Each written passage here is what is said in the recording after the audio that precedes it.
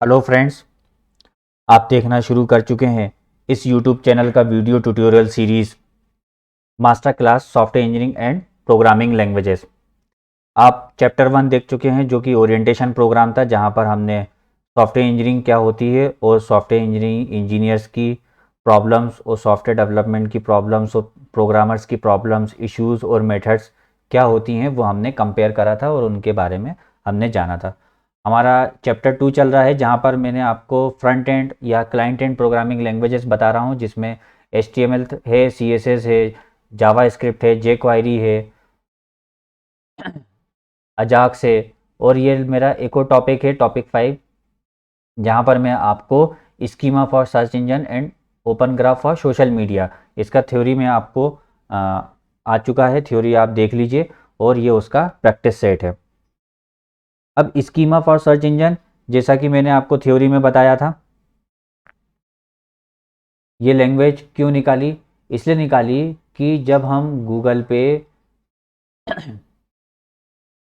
पे जब भी हम कोई कीवर्ड सर्च कर रहे हैं, कोई भी हमने सर्च कीवर्ड्स करा, जैसे फॉर एग्जांपल मैं लैपटॉप सर्च करता हूँ या कोई न्यूज़ सर्च करता हूँ, तो मुझे यहाँ पर लैपटॉप्स के जो उसके प्रॉपर गूगल या सर्च इंजन अंडरस्टैंड कर पा रहा है कि जो इन्फॉर्मेशन, जो भी वेब पेजेस पे ये जो डली हैं, ये वेब पेजेस पे जो भी इंफॉर्मेशन डली हुई हैं, ये इंफॉर्मेशन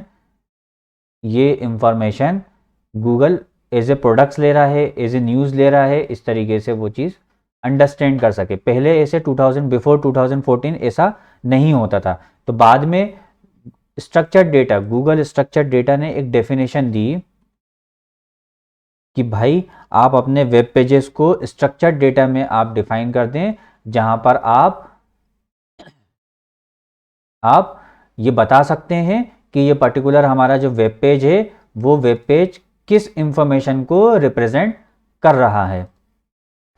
ठीक है। As well as second topic है open graph. Open graph means जहां पर हम ये डिफाइन करते हैं कि हमारा सोशल मीडिया किस चीज को कैसे उठाएगा और कौन सी चीज को कहां पर पुट करेगा। मैं ओपन ग्राफ सबसे छोटा टॉपिक है, उसको पहले कवर कर देता हूं। यहाँ पर देखिए, ओपन ग्राफ में मेटा डेटा के फॉर्म में हम इंफॉर्मेशन को शो करते हैं। इट मीन्स कि कोई भी सर्च इंजन पे या कोई भी social media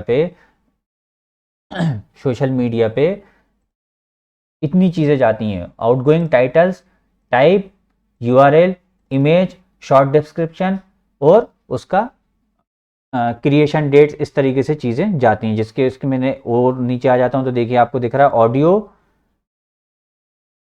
determiner, local alternate, site name, video. और नीचे आ जाऊँ तो URL, secure URL, type, width, height, alt, image alt, इस तरीके से हम मल्टीपल इसके एट्रीब्यूट्स के फॉर्म में, मेटा डेटा के फॉर्म में हम सर्च इंजन को एक मैसेज सप्लाई करते हैं कि ये डेटा को, कौन से डेटा को कहाँ। जैसे फॉर एग्जांपल मैंने आपको बताया था कि एक एक वेबसाइट में, कोई भी XYZ एक वेबसाइट ओपन कर लेता हूँ। फॉर एग्जांपल ये एक मैंने वेबसाइट ओपन कर ली, सॉरी एक और करता हूँ जहाँ पर ओपन ग्राफ डाला गया हो। यहाँ पर मैंने एक पोस्ट ओपन कर लेता हूँ।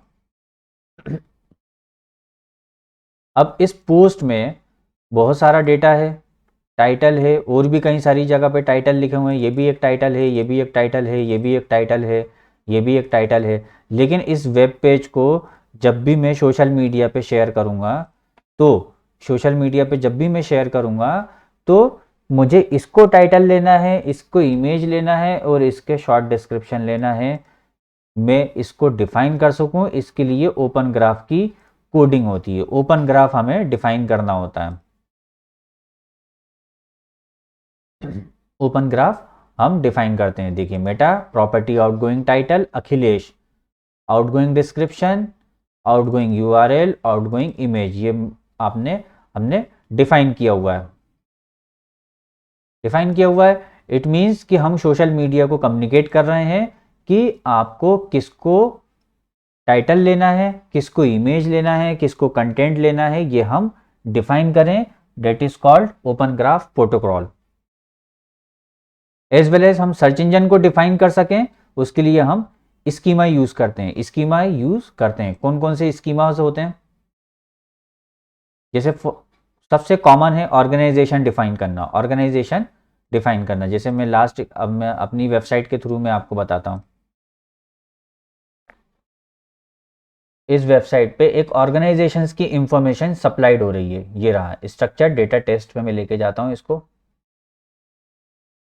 तो इस वेबसाइट पे मैंने HTML और हम स्ट्रक्चर्ड डेटा किस किस तरीके से डिफाइन कर सकते हैं, माइक्रो डेटा के फॉर्म में और जेसन LD के फॉर्म में। ठीक है, ये मैंने ऑर्गेनाइजेशन क्लिक करा तो यहाँ पर ऑर्गेनाइजेशंस की मतलब गूगल अंडरस्टैंड कर पा रहा है कि इस ऑर्गेनाइजेशंस की इंफॉर्मेशन मतलब हो सकता है वो किसको एड्रेस माने, किसको सिटी माने, किसको स्टेट माने, किसको क्या माने, वो उसको किसको क्या लेना है, नंबर्स हो सकता है कई सारी जगह पे लिखा हो, है ना।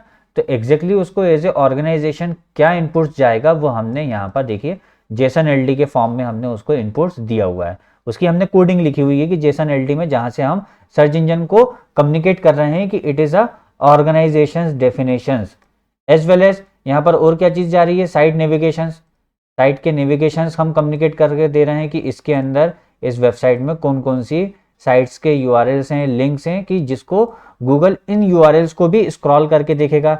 इन URLs पे भी फर्दर अगेन, जैसे यहाँ पर फर्दर अगेन क्या होगा, एक मैं यहाँ पर प्रोडक्ट ओपन करता हूँ। अगेन फर्दर यहाँ पर क्या होगा, यहाँ पर प्रोडक्ट्स में सप्लाई कर रहा हूँ, इसका मैं फिर से स्ट्रक्चर्ड डेटा करता हूँ।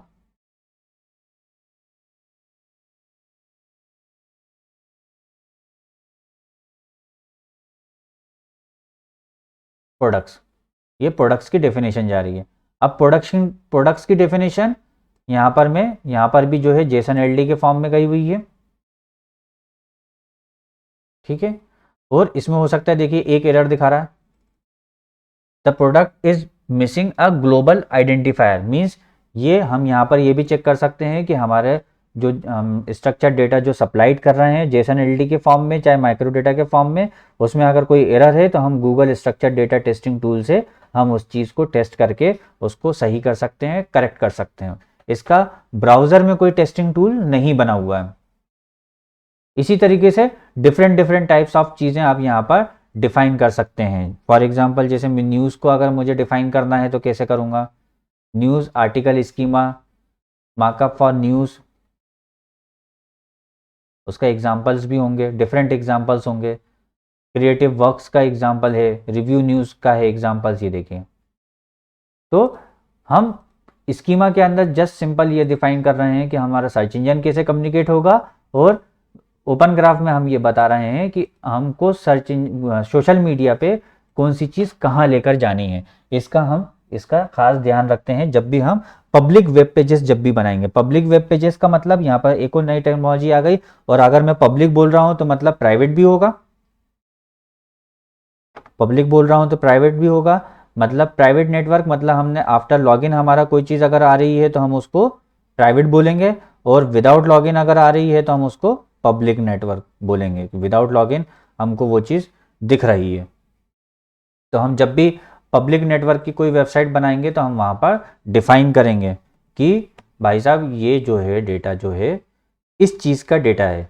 मीन्स कि जैसे अब ये मेरी एक पर्सनल वेबसाइट है, इस पर्सनल वेबसाइट में अगर मैं स्ट्रक्चर डेटा अगर मैं बनाऊंगा तो वहाँ पर मैं एज ए पर्सन गूगल को इंट्रोड्यूस करूँगा स्कीमा के थ्रू, एज वेल एज शेयरिंग का जब मैं इसमें जब बनाऊंगा तो उसमें सोशल मीडिया को आउटगोइंग डेटा आपको प्रोवाइड करूँगा, जहाँ पर वो आउटगोइंग डेटा से वो अंडरस्टैंड कर पाएगा कि मुझे उसको वहाँ पर उस पोस्ट में टाइटल को किसको लेना है, डेट को किसको लेना है, इमेज को किसको लेना है, वो अंडरस्टैंड करेगा।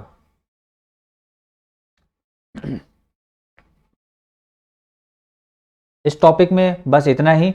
जिन्होंने अभी तक इस YouTube चैनल को सब्सक्राइब नहीं किया है वो सब्सक्राइब कर लें और बेल आइकन प्रेस कर दें ताकि आपको सभी हमारे वीडियो ट्यूटोरियल्स के अलर्ट्स आ सकें। वीडियो अच्छा लगे तो लाइक्स कर दीजिएगा। कोई प्रॉब्लम्स लगे, कोई कमेंट्स हो, वीडियो इम्प्रोवाइज करने के लिए कोई दिक्कत आ रही हो, वीडियो में ऑडियो क्वालिटी में कोई इम्प्रूवमेंट की रिक्वायरमेंट हो, और कोई टॉपिक अगर समझ में नहीं आ रहा हो तो आप मुझे कमेंट्स करके मुझे आप बता सकते हैं। इस वीडियो में बस इतना ही। Thank you.